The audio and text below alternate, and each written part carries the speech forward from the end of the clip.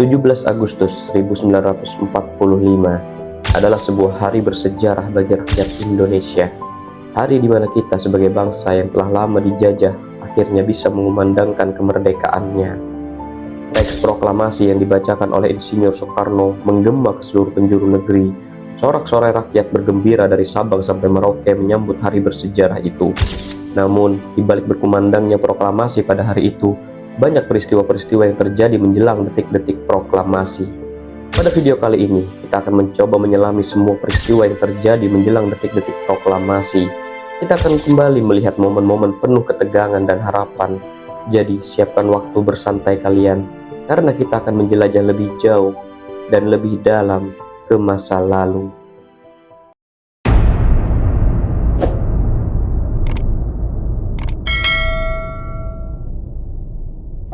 Kita selama lebih dari 3 abad berada di bawah kekuasaan kolonial Belanda.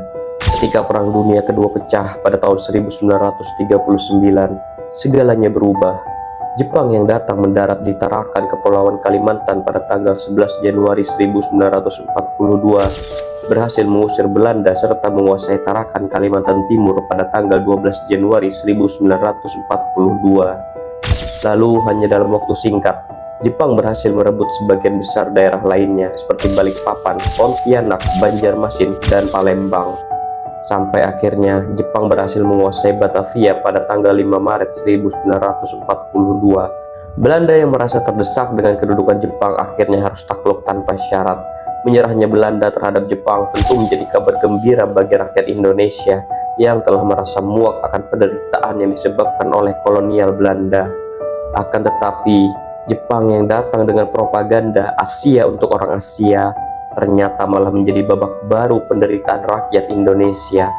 Selama 3 tahun Jepang berkuasa atas Indonesia, penderitaan rakyat semakin menjadi-jadi. Kerja paksa yang dulunya diterapkan Belanda dengan nama kerja rodi juga diterapkan dalam sistem penjajahan Jepang dengan nama Romusa, bahkan lebih kejam dan lebih tidak berperi kemanusiaan. Pada tanggal 6 Agustus 1945, Amerika Serikat menjatuhkan bom nuklir di kota Nagasaki dan Hiroshima pada tanggal 9 Agustus 1945.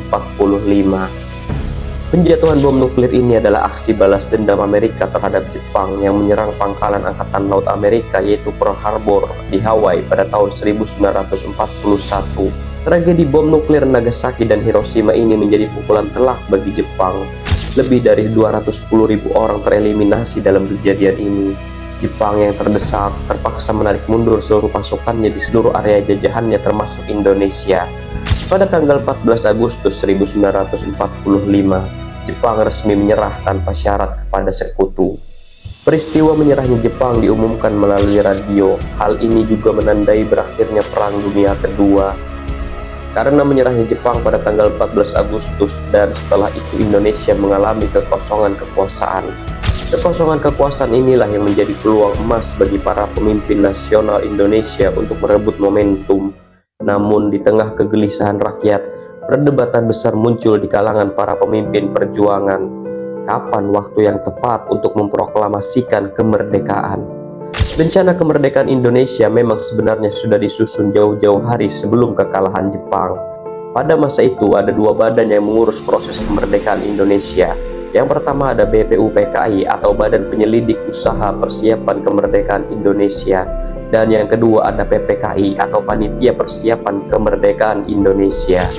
BPUPKI dibentuk pada tanggal 29 April 1945. Tugas dari BPUPKI sendiri adalah mempelajari dan menyelidiki hal-hal yang berkaitan dengan aspek-aspek politik, ekonomi, tata pemerintahan, dan hal-hal yang diperlukan dalam usaha pembentukan negara Indonesia merdeka. Pada tanggal 7 Agustus 1945, BPUPKI resmi dibubarkan dan diganti dengan PPKI.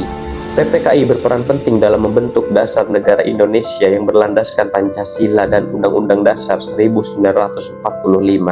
Kedua badan ini mempunyai peran masing-masing sehingga Indonesia hanya tinggal memproklamasikan kemerdekaannya saja.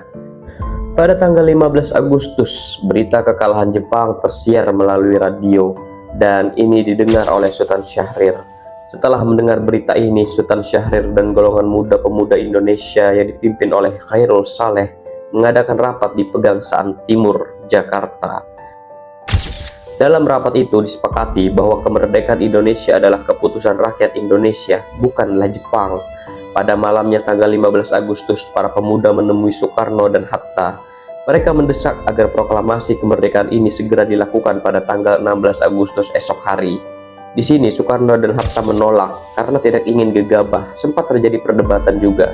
Bahkan Wikana dan Darwis dari golongan pemuda mengancam kalau proklamasi kemerdekaan tidak dilakukan besok, akan terjadi pergolakan besar. Akan tetapi Soekarno dan Hatta tetap tidak menuruti kemauan mereka. Alasan Soekarno dan Hatta menolak ini karena mereka tidak mau tergesa-gesa. Mereka juga sebenarnya ingin proklamasi kemerdekaan segera dilakukan. Tapi agar menghindari konflik dan pertumpahan darah dengan tentara Jepang, mereka lebih memilih merundingkan dulu terkait kapan waktu proklamasi bersama dengan PPKI atau Panitia Persiapan Kemerdekaan Indonesia.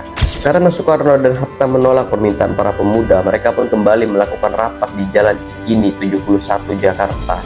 Hasil rapat tersebutlah yang membuat mereka melakukan penculikan terhadap Soekarno dan Hatta, lalu dibawa ke Rengas Dengklok pada tanggal 16 Agustus 1945. Peristiwa inilah yang kelak disebut dengan peristiwa Rengas Dengklok. Maksud para pemuda menculik mereka agar menjauhkan mereka dari pengaruh Jepang yang takutnya akan menghalangi proklamasi kemerdekaan Indonesia.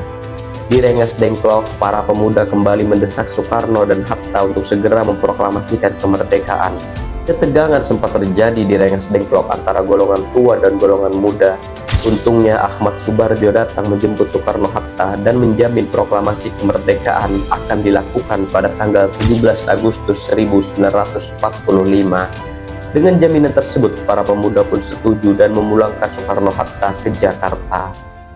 Setelah kembali dari Rengas Dengklok, Soekarno-Hatta pun menyusun naskah proklamasi di rumah Laksamana Maeda. Laksamana Maeda adalah seorang kepala perwakilan Angkatan Laut Jepang. Laksamana Maeda adalah orang yang bersimpati dengan perjuangan bangsa Indonesia untuk mencapai kemerdekaannya. Pada malam itu, tanggal 16 Agustus, naskah proklamasi disusun dengan hasil permusyawarahan antara golongan tua dan golongan muda. Kalimat pertama dalam naskah tersebut adalah hasil dari gagasan Bung Karno dan Ahmad Subarjo. Lalu kalimat terakhirnya adalah gagasan dari Bung Hatta. Pada pagi hari, Jumat, 17 Agustus 1945, fajar mulai menyingsing di Jakarta. Para pemimpin bangsa dan pemuda keluar dari rumah Laksamana Maeda setelah menyusun teks proklamasi semalaman. Persiapan upacara proklamasi dimulai sekitar pukul 5 pagi dengan mempersiapkan mikrofon, pengeras suara, dan tiang bendera.